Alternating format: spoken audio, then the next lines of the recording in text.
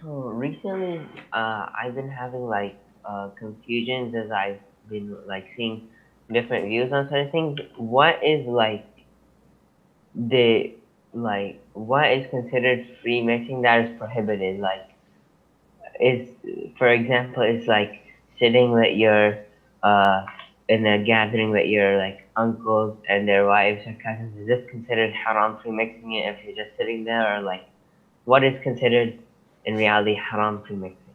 Okay, first of all, the issue of free mixing is an issue that a lot of the Muslims have great confusion over.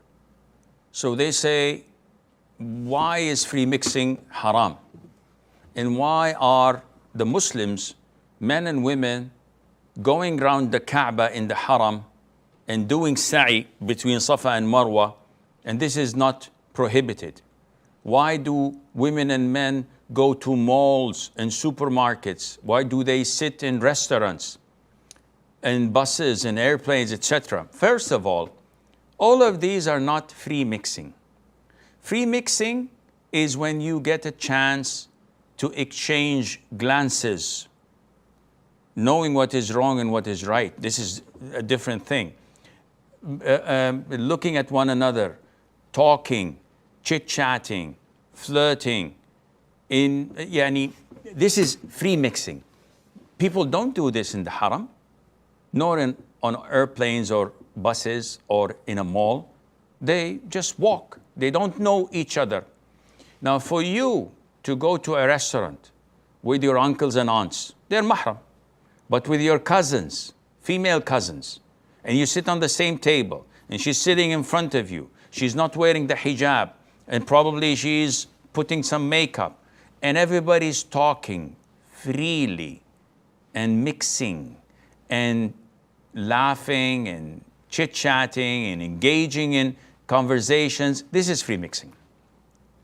This is where shaitan is setting his traps and waiting for the right moment.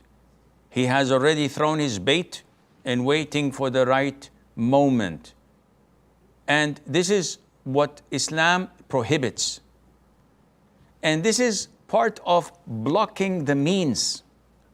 So some things are haram for their own sake, and some things are haram because they are means that would take you somewhere.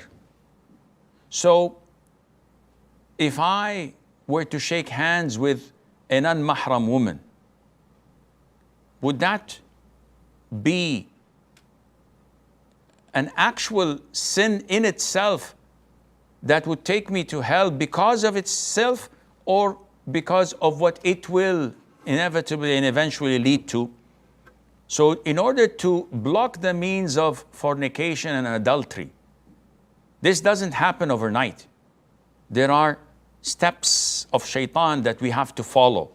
And one of them is looking, one of them is chit-chatting, one of them is touching, one of them is seclusion, and then you take it to third base.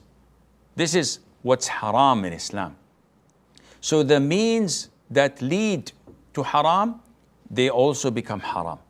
And Islam tells you to cut and block the means. So I hope this answers your question, Mustafa.